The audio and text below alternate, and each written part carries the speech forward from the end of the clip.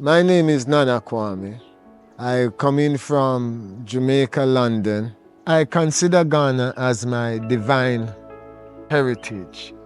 Is my homeland, is my ancestral land. There's no negotiation about me being here. There's no negotiation on that one. Hi, welcome back to my channel. If this is your first time on this channel, my name is Anahita and I make videos and stories about Ghana. You're about to watch an episode of Ghana My New Home. Ghana My New Home is a project about people who decided to move to Ghana and start a project or a business in Ghana. I really hope that you enjoyed this episode. Please let me know what you think of it in the comments. Let's get back to it.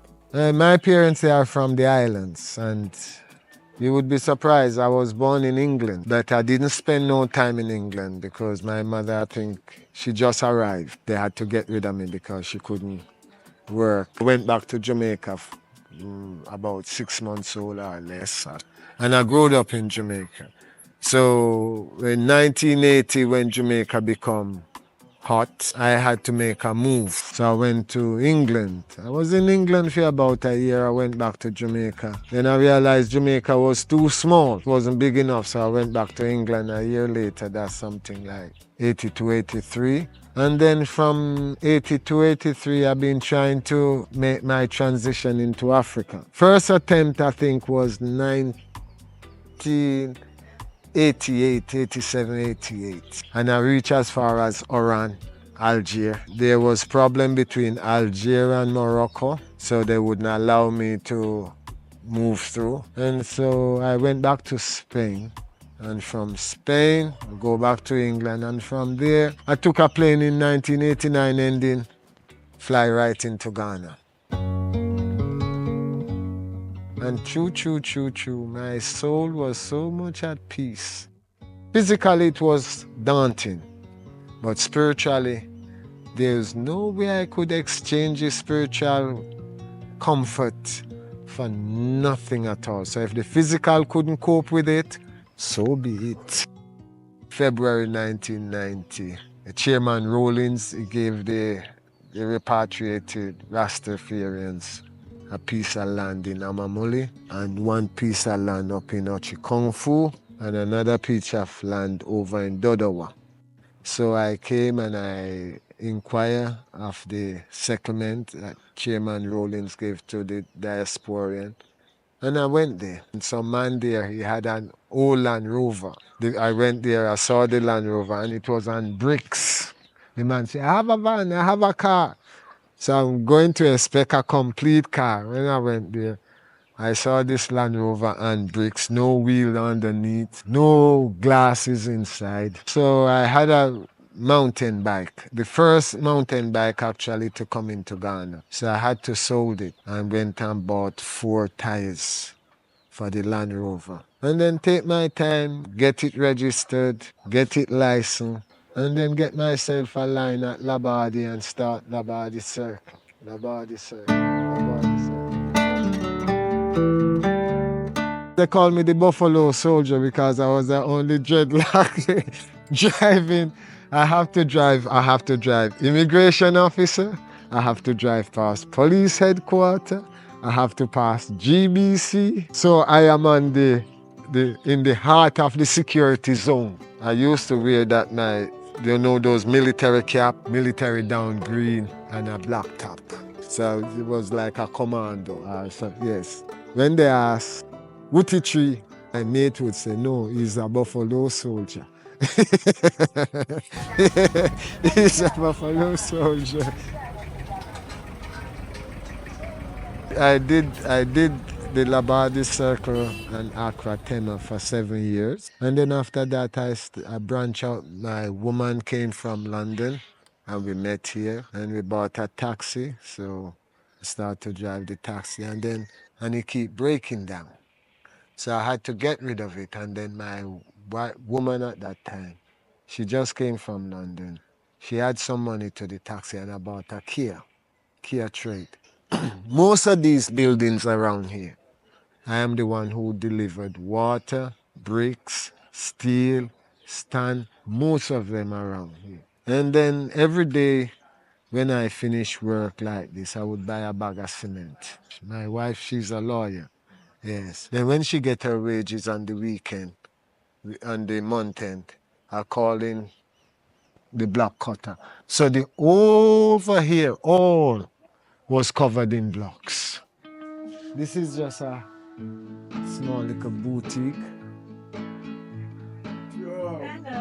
Hello.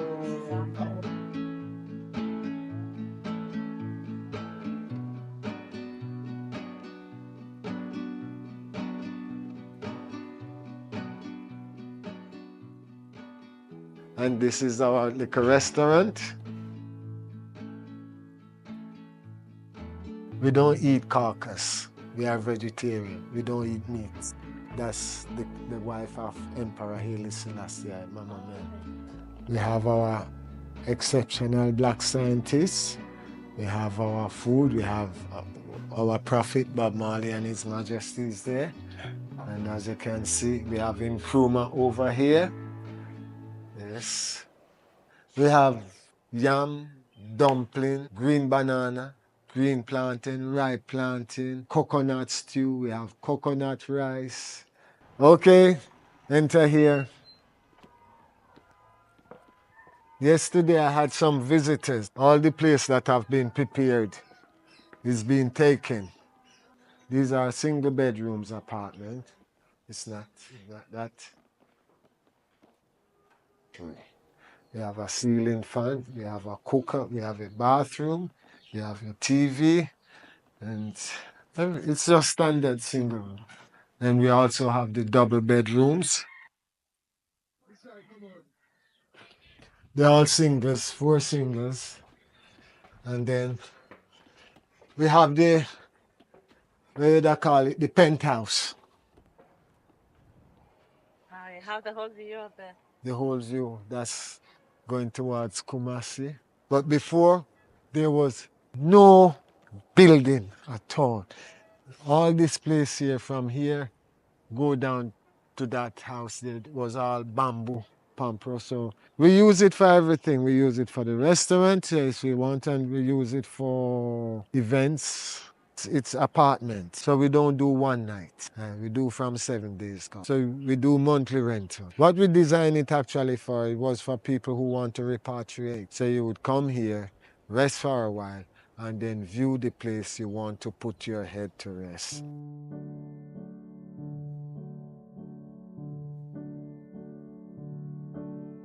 Then when one day I came, I saw that they put pillars inside the land. I took the pillars, chucked the pillars somewhere. I went to the chief. I told the chief, Chief, I was at my farm yesterday and I saw that some people come and put pillars in the land. And the chief said, Say what? I said, Yes, Chief. And what did you do with the pillars? Oh, you know me, Chief. I take the pillars and I throw it somewhere. He said, Say what?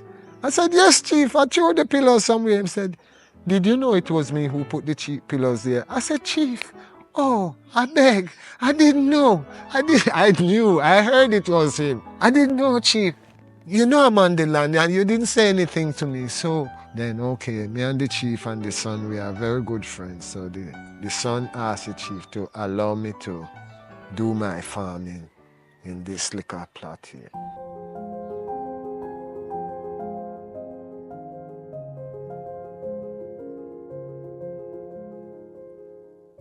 And then one day I had a visitor from England, and I took him and take him to Kumasi. We take him to the Mensha Palace, and I was the driver. So I was outside eating a kenke at the roadside at the bar, and they went in. And then the people at the bar, they realized that I was Jamaican. Probably the way I'm eating the kenke, not this way. Yeah, you know.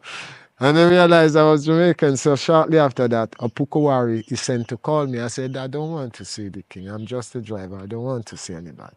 So they said, oh, when the king called you, you're supposed to obey. So I have to go and see. I was feeling a bit deflated when I went to Kumasi and see that this is a gold coast. This is the man who is responsible for the gold. So I didn't feel to give that respect. Yes, because For the last 400 years, what happened? Nothing happened. I'm coming to Gold Coast, and this is the house of the gold. This is Kumasi, the house of gold. Not any ordinary gold, but 24 karat gold. And look at our house. So I wasn't happy. So the chief said, the person said to me, I should ask. Then I asked, and choo choo choo. I wouldn't tell you what I asked for. Choo choo choo. He sent it, they brought it to me and give it to me. And I said, oh, if I'd known, I should have asked for the gold mine instead. And then he turned to me and said, your spirit is like Nana Kwame, the ancient ruler. And then we came out of the place and that was it. From Kumasi all the way back, that was Nana Kwame. Driving license, Nana Kwame. Everything, Nana Kwame. Some people commit suicide just to go to heaven. And fortunate for us, we can just take a plane and come to our heaven. I know it's not yet made. It don't look much like heaven, but it is. You know, it's like a pearl in the mud. We'll shine it up. When you touch down at Kotoko or when you touch down at Takrady or Tema, you will realize that you're in Gold Coast. Then that means you're at the pearly gates. And if you're at the pearly gates, you're in heaven. So, what can I say?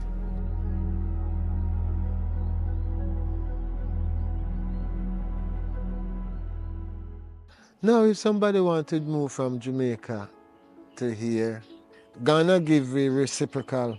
So if you have a Jamaican passport, you can come right in. You don't have a problem.